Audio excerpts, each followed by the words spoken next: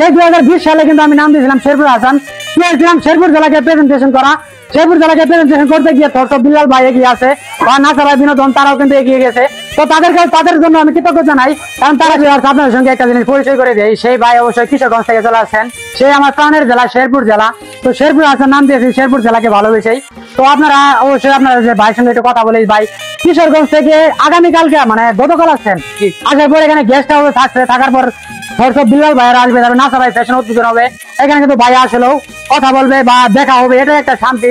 শেরপুর জেলায় আসছে কিশোরগঞ্জ, ভাইয়ের জন্য ওয়েলকাম। তো ভাই কিছু বলেন, আপনি শেরপুর জেলায় এসে আপনার কেমন লাগছে?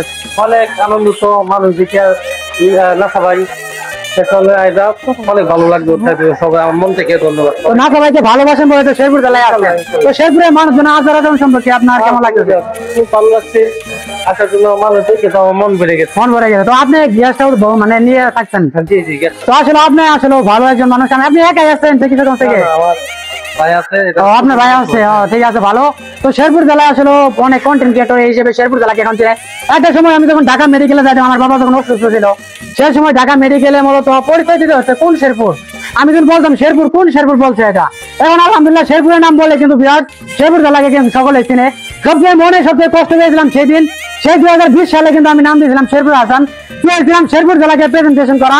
শেরপুর জেলাকে প্রেজেন্টেশন করতে গিয়ে থরসব বিল্লাল ভাই এগিয়ে আছে, বা নাসা ভাই বিনোদন তারাও কিন্তু এগিয়ে গেছে।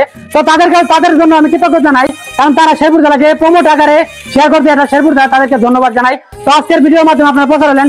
তবে আমার চাওয়া ছিল যে শেরপুর জেলাকে প্রেজেন্ট করে প্রমোট আকারে শেরপুর জেলাকে চিনাবো। তার আগে আমার বড় ভাইরা চিনেছে, এটা আমার সবচেয়ে বড় বাবা, স্বপ্ন আমার পূরণ হয়ে গেছে। সামনে ভালো কিছু অবশ্যই নিয়ে আসবো, আপনাদের সঙ্গে শেয়ার করতে পারবো। ঠিক আছে।